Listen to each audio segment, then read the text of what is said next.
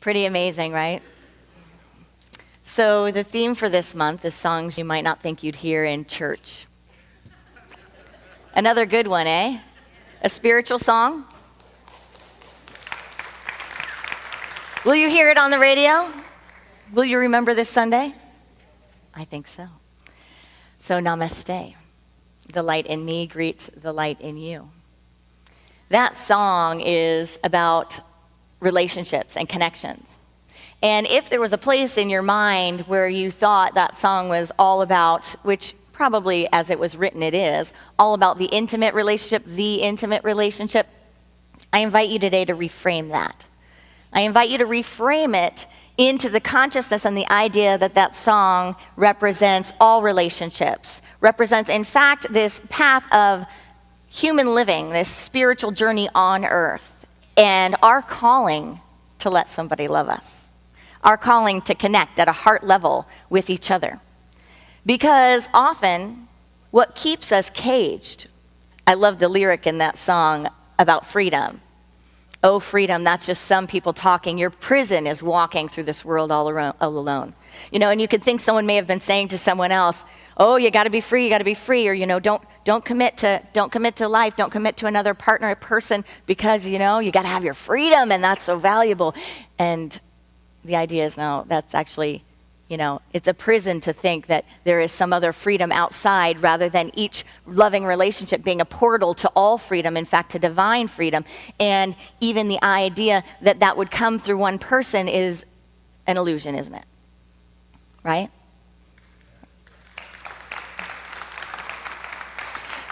And maybe all of us, maybe some of us, maybe one of us has walked a journey thinking we need to show the world, show ourselves, show spirit, show our families, show the universe that we can do it all on our own, that we can exist by ourselves, and maybe we've played the game, I am an island.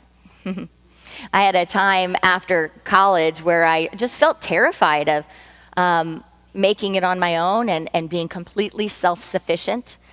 And I felt like I needed to prove it. I needed to get a job, take care of everything entirely on my own, and show myself I was going to be okay, that was going to work and I was going to be okay.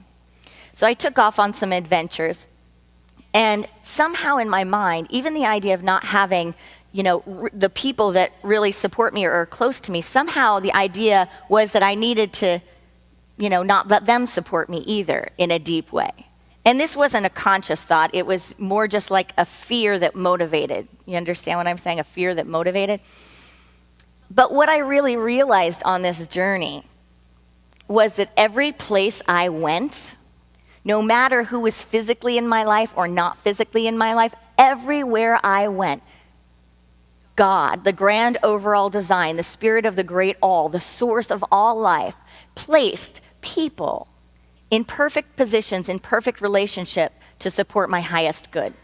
So there were mother figures, there were father figures, there were sister figures, there were brother figures, there were friend figures, there were intimate figures. There were people always perfectly positioned at the right time. And I realized in that practice, in that journey, that no matter what, no matter how self-sufficient and independent we think we may be, I am not an island. Even if I try to be, that is like a molecule of air trying to exist without all of the other molecules of air. That is like a molecule of water saying, I'm just going to be my own molecule of water right here, and thinking if I move over here in this body of water, I'll show that I can do it on my own.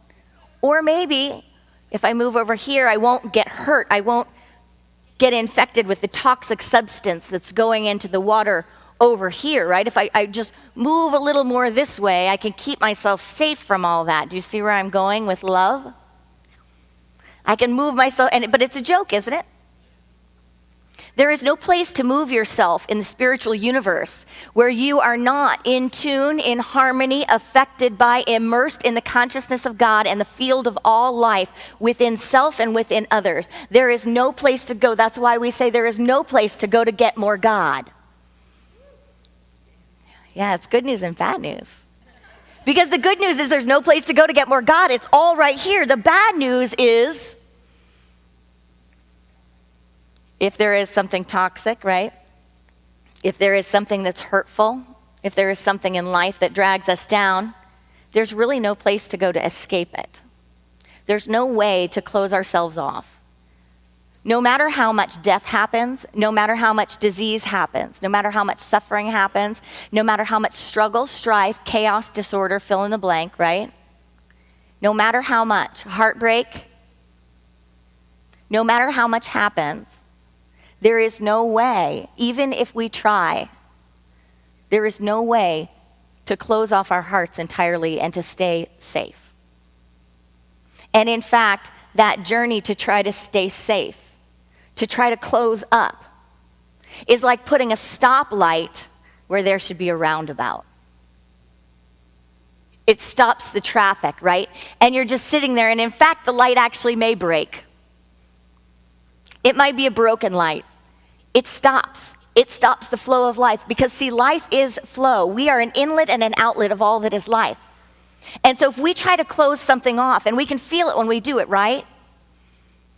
People have their first heartbreak, a little bit of closed. Someone dies, a little bit of closed. Right? You don't want to let someone love you so much because, man, that hurt. It was beautiful, but that hurt.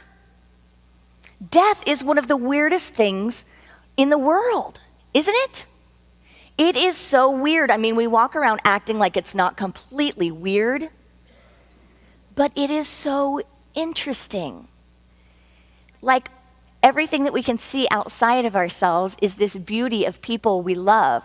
And it's one of the ways we come alive and we feel God, right?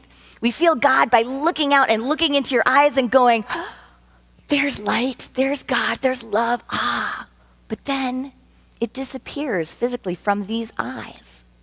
And we're left with oftentimes the emotional feeling of that love, that beauty, but not the physical in which we're trained to experience it. So what do we do about that? Do we continue to close ourselves off and become desperados? We've all probably walked that journey. We've all probably walked that path. There was a song that I was listening to on the radio yesterday. I don't often turn on the radio, but I had rented a little truck to do some minor repairs to the home. That started with a little piece of wood and turned into 3 doors and windows and such. So if you're a carpenter, see me after the service. No, just kidding. But I was driving in the Home Depot truck, and I thought, this is pretty cool. So I cranked up the music, and it had been set to a country station. And so I'm cranking up the music, and here comes this Miranda Lambert song, and it's all about a mama whose daughter gets her heart broken. Do you know this song? Raise your hand if you know this song. So this is the country music section. Right here. If you want to let your love flow and do that right here, these are your people. But this song came on, and it's all about this daughter who is just obviously falling apart. She is obviously a grand mess, a big mess, a disaster. She's gotten her heart broken. Her makeup's off. She's dressing awfully. She's probably walking around in sweatpants every day, not eating, not showering. She is in bad shape. You can tell by the twang in the song. She's in bad shape. It's kind of fun sitting down here. It brings out another side of my personality. But she's in really bad shape. And so her mother starts singing her this song, which is really kind of a spiritual practice song. But her mother starts saying, you got to cover up your crazy. You've got to cover up your crazy.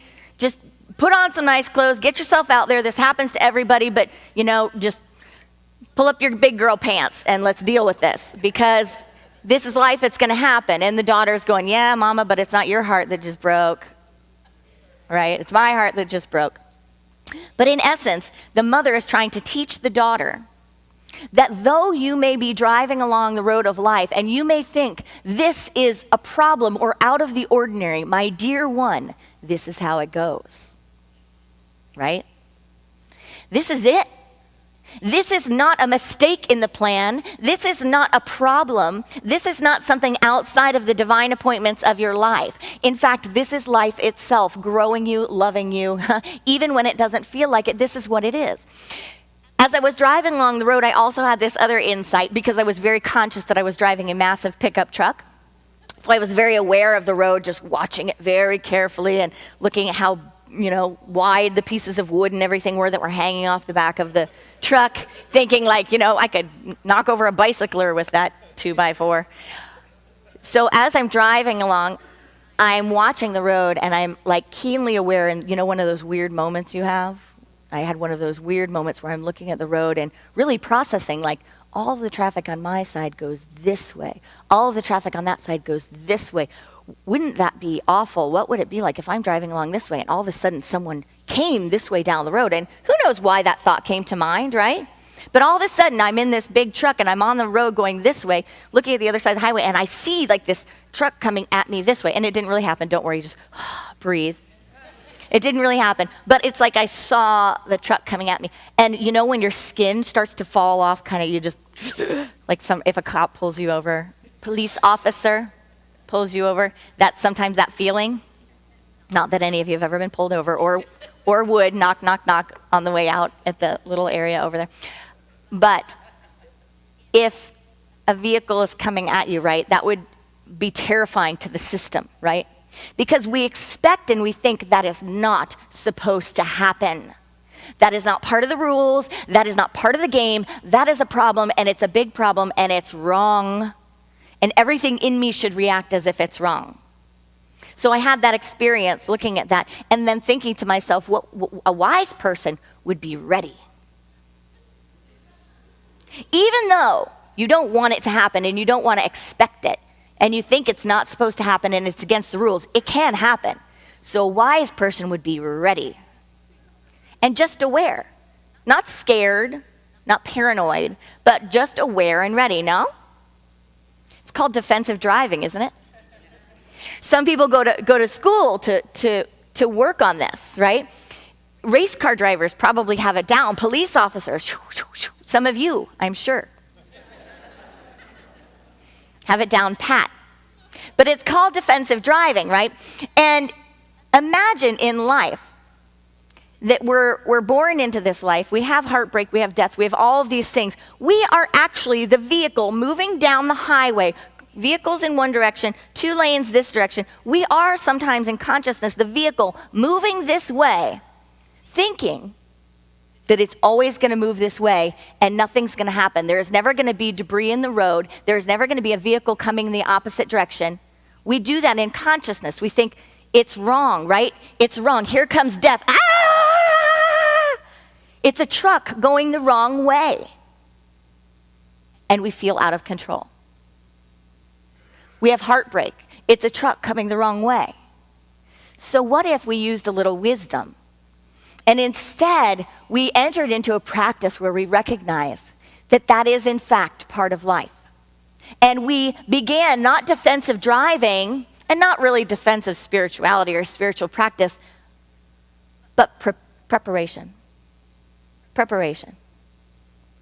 And in fact, rather than praying that there will never be construction, that there will never be a roadblock, that there will never be a breaking of the rules, that there will never be an incident, there will never be something that's uncomfortable, and fill in the blanks for yourself, that there will never be heartbreak, that there will never be death, that there will never be any of these things, right?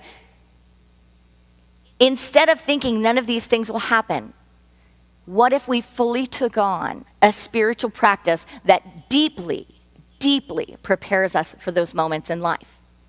So that no, we're not going around watching for them scared, thinking that they're going to happen, calling them into being because we're a magnet going, ah! But we're aware, we're wise. We steward our consciousness so that when they do happen, we don't go nuts and go off the road and actually do things that would make the situations worse. That in fact, we have a spiritual practice where we embrace that this is part of life. What if we taught our daughters?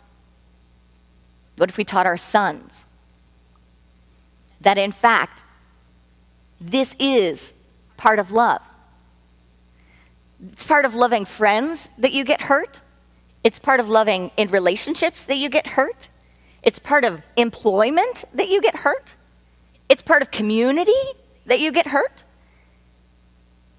It's a truck coming down the road in the seemingly opposite direction where it's seemingly not supposed to come. But what if we took away the belief that it's not supposed to happen, and instead we prayed up the spiritual strength? Because has anyone been successful? Let's just do a survey. Has anyone been successful in praying that all away? Raise your hand if you've prayed it all away. All of it. Never had a thing. Okay, so as far as we know, in this room and online probably, you can Facebook it if you think you're the one that's done it, but so far as we can tell, no one has prayed it all away. So why do we keep acting like we're supposed to? Why do we keep acting like we're supposed to? And why do we get so disappointed in ourselves, in each other, and in life when our praying it away doesn't seem to work?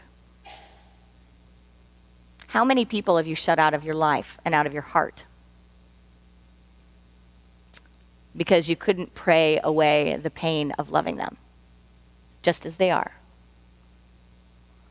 How many jobs have we left? How many times have we moved? How many things have we given up on?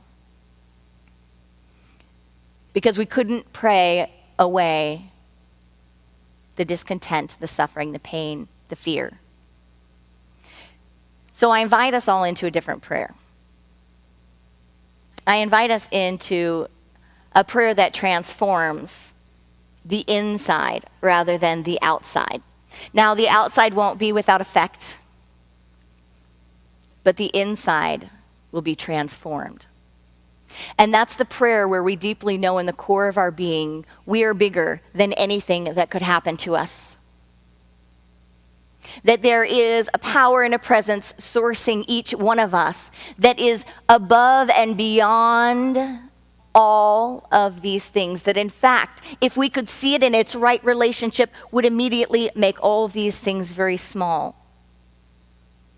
So small we would be able to just place them in our hands and receive them as a gift, as a learning, as light. Does that sound like a positive practice? Sound like a possibility? Can we trust that everything in our experience and in our universe happens for a reason? And that is an interesting practice because it's a paradox. Because within that idea that everything happens for a reason and everything is in divine order all of the time, and that it's okay, it's safe to love even though it doesn't feel safe, all of these paradoxes, right? That you should keep your heart open even though it breaks. You just got to shatter it open and live with an open, broken heart. That actually grows your heart. All of these paradoxes, if we actually practice them and if we actually live them, we recognize that we birth a new reality. That we grow a spiritual strength within us that is of biblical proportions.